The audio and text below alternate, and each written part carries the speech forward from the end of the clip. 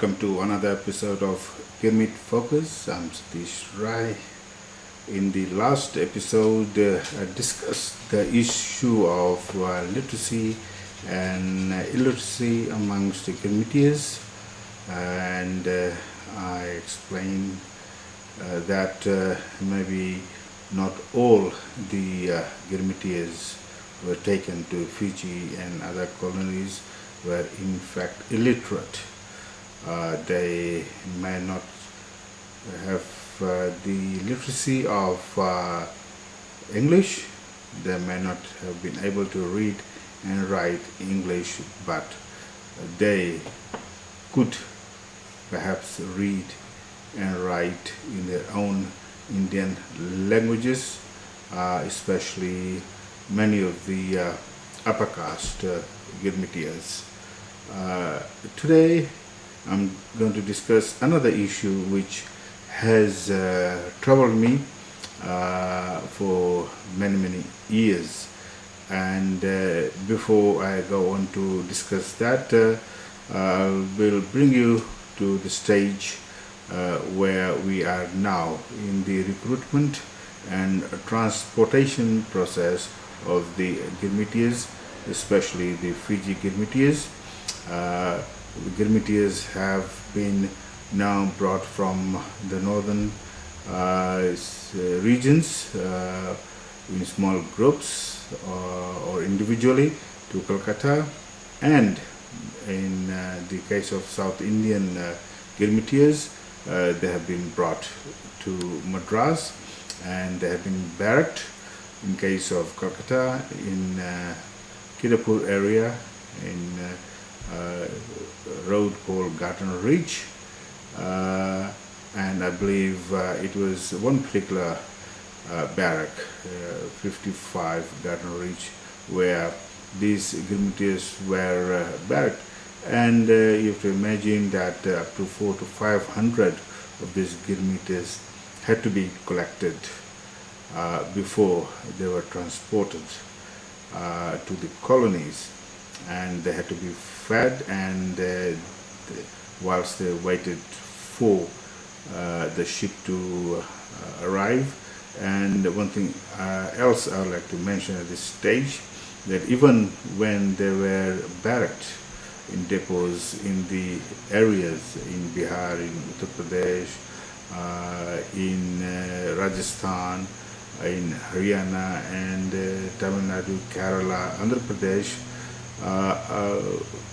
quite a few of these Girmitiyas realized very soon what was happening, and a few of them tried to escape, and few of them did escape, and so there was a strong presence of security around these people, especially in Calcutta and Madras, where the relatives, as soon as they realized what might have happened to their children, their wives, their husbands, sons and daughters, brothers and sisters, some of them did come down to these barracks and try to take their relatives back to their homes. Some succeeded, some of them were, or many of them were beaten up and chased away.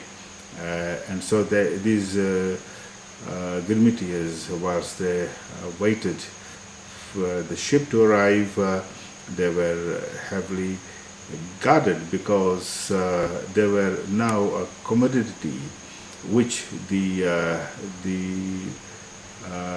agents had invested in terms of paying the Arkatis money to recruit them, in terms of transporting them to Kolkata and Madras, in terms of feeding them, and also they were under huge pressure to transport them to colonies, especially in Fiji, where their labor was needed urgently.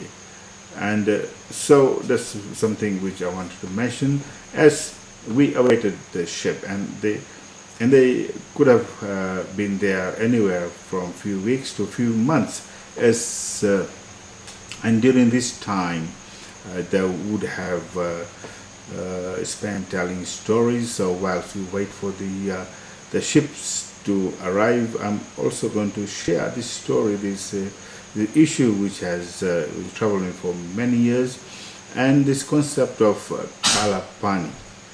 I really don't know, why they have associated Kala Pani, that is black waters, crossing the black waters, and to losing the caste and not accepted by their relatives back home and so on.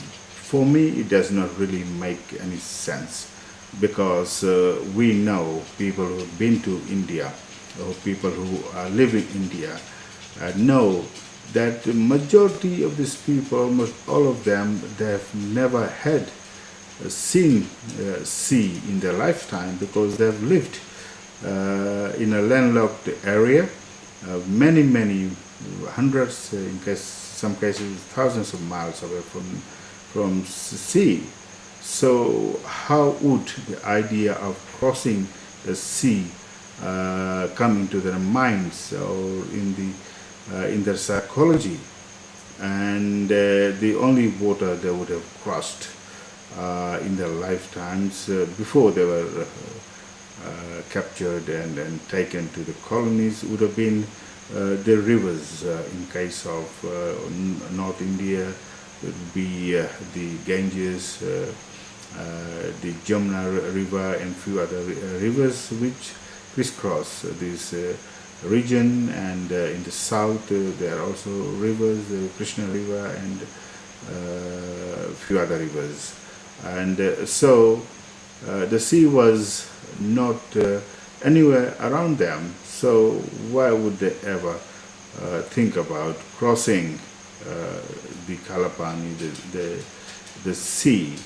And as far as I am aware, the only literature which they were quite conversant with, be it the Hindus or Muslims or Christians, would be the Ramayana. And it's only in Ramayana that crossing of sea between southern part of India, Rameshwaram, to Sri Lanka has been discussed, when Lord Rama, along with his brother Lakshman, crossed the sea to rescue Lord Rama's wife Sita, along with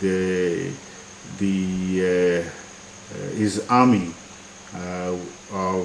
consisting of people from the bush, what they call the Banas, headed by Hanumana. And if you assess that in terms of Kala Pani, and in terms of returning to their homes after 14 years, in terms of losing their caste, in terms of not being accepted by the people, it does not stack up, because we've been led to believe that even after 5 years, and especially after 10 years, when the Girmitiyas left Fiji or the other colonies, it is stated that many of their relatives would not even recognize them.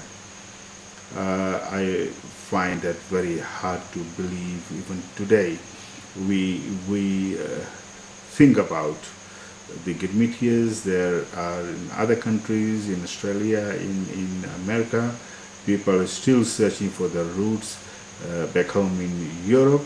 So how and why on the earth, only after 5 years or 10 years, their relatives who did not even say goodbye to their loved ones before they were snatched away and taken to the colonies would forget them.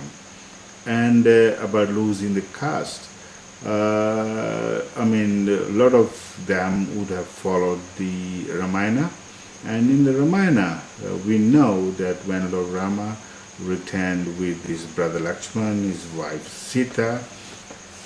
They did not lose their caste. In fact, they were embraced, and we know that one of the reasons that Diwali is celebrated is because Lord Rama had returned home, and so there was huge celebration, and I would assume that when finally the Girmitiyas returned home, and in Fiji's case 25,000 of them returned home, there would have been celebrations, and they would have been openly accepted, and they would not have lost the caste at all, because Lord Rama did not lose his caste. He retained his caste, and even an outsider, Hanumanji, was accepted in Ajodhya. And so for me, even our people, our historians, and our writers parroting once again these sort of issues in relation to our Girmitiyas does not make sense. I really wonder why they keep on repeating them. I can well understand why the Goras, the white people, the colonial writers would write these sort of things, and why Fiji Times in those days, owned by Australians who were supporting the CSR, would write these sort of things, and why they were writing these sort of things, and briefly, it is because they did not want the Girmitiyas to return home, and why they did not want the Girmitiyas to return home to India will be explained in the next session.